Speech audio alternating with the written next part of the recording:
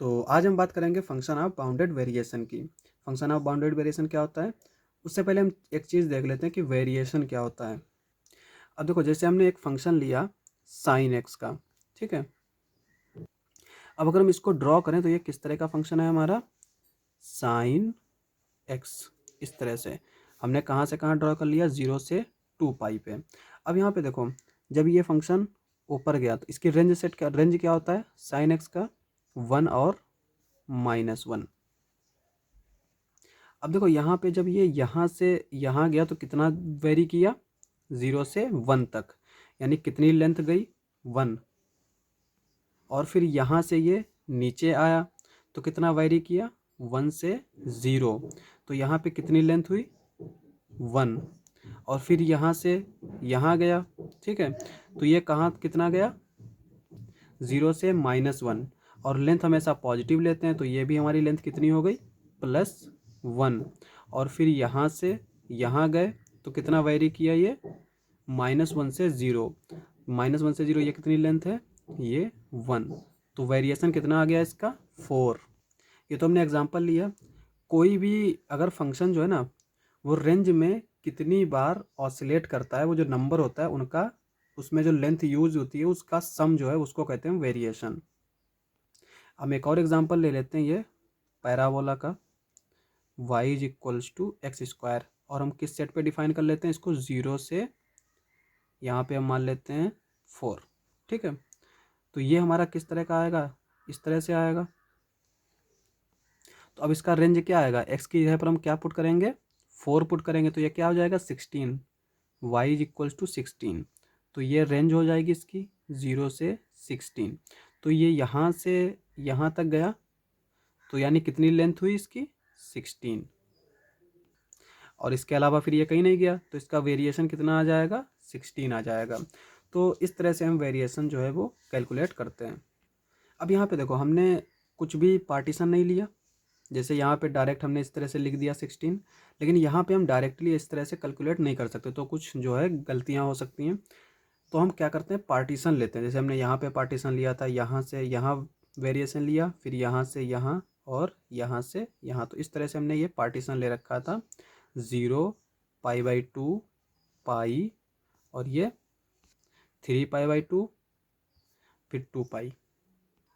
तो इस तरह से जो है हम पार्टीशन लेके भी करते हैं।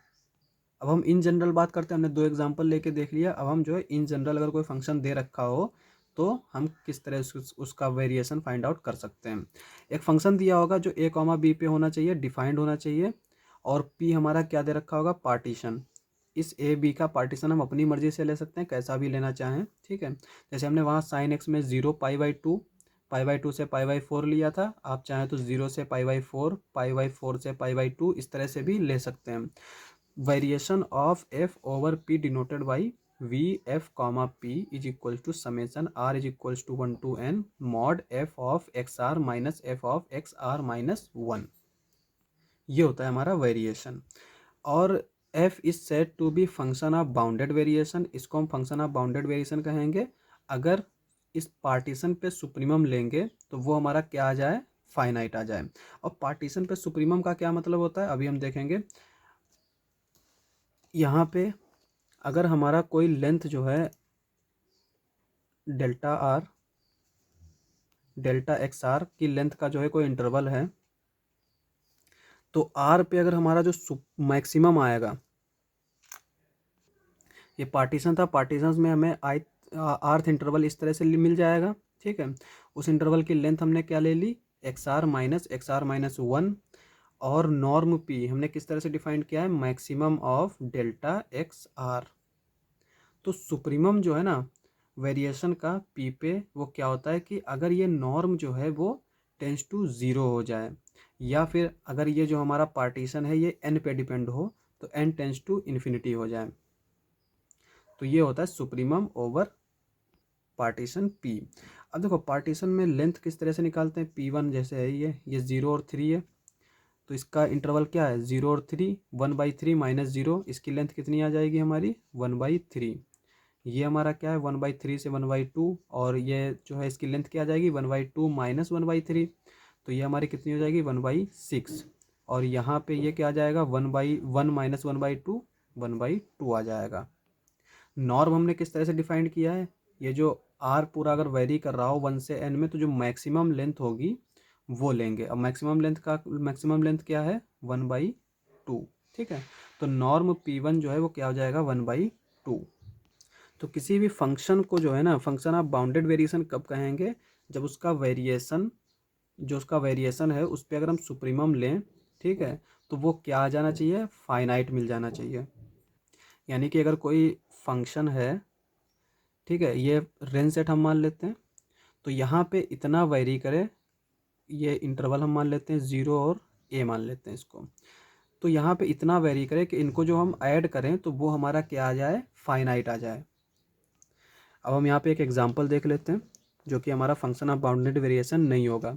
F of x is equals to x cos 1/x, x does not equals to 0, 0 when x is equals to 0। तो ये फंक्शन हमारा इस तरह से डिफाइन हो गया है। अब हम क्या करते हैं, इस 0,1 का पार्टीशन ले लेते हैं। पार्टीशन हमने किस तरह से लिया, 0 1/n पाई, 1/n-1 पाई, 1/3 पाई, 1/2 पाई, 1/पाई कॉमा पाई 1। यहाँ पे देखो, ये जो जरूरी नहीं कि इनके बीच में जो है लेंथ सेम आए, ठीक है, क्योंकि पार्टीशन हम अपनी तरह से ले सकते हैं। जैसे यहाँ पे देखिए, ये 1 - पाई जो है ना, और ये 1 - पाई, और ये क्या है हमारा 1/पाई माइनस 1/2 पाई, ये आ जाएगा 1/पाई। ये लेंथ हमारी और ये लेंथ हमारी, ये लेंथ जो है वो इससे ज़्यादा है। तो पार्टीशन हमने इस तरह से लिया।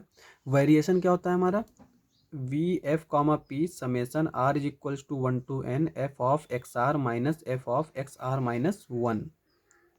और जब हम इसको एक्सपेंड कर देंगे तो ये क्या आ जाएगा, F of x1 minus f of x not, F of x2 minus f of x1 plus dot dot dot plus F of xn-2 minus f of xn-3 plus, इस तरह से ये हमारा आ जाएगा। अब यहाँ पे देखो, सब में बीच में प्लस है, तो हम चाहे पहले ये लिख लेते हैं, चाहे पहले ये लिख लेते हैं। तो हम लोग इधर से स्टार्ट करते हैं।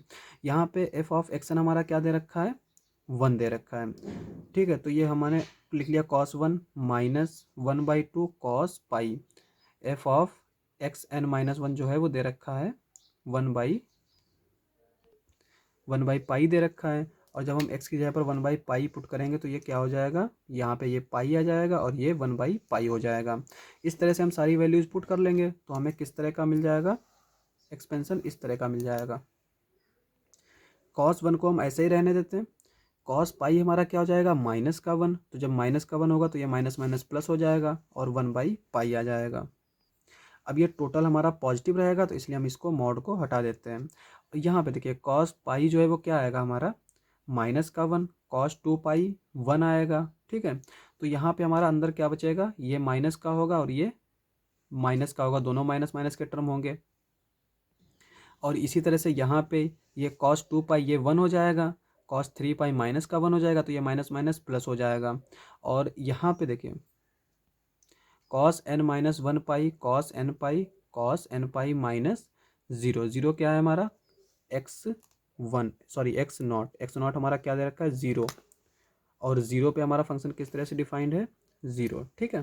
तो ये हमारा इस तरह से यहाँ पे आ जाएगा 0। अब देखो, cos n पाई की वैल्यू क्या होती है हमारी, cos n pi is equals to -1 की पावर n होता है। अब यहाँ पे देखो, ये हमारा -1 की पावर n हो जाएगा, तो ये मॉड लगा है तो ये हमारा पॉजिटिव आ जाएगा, इसको हमने ऐसे लिख लिया। अब यहाँ पे ये क्या है हमारा -1 की पावर n, और ये क्या होगा -1 की पावर n-1।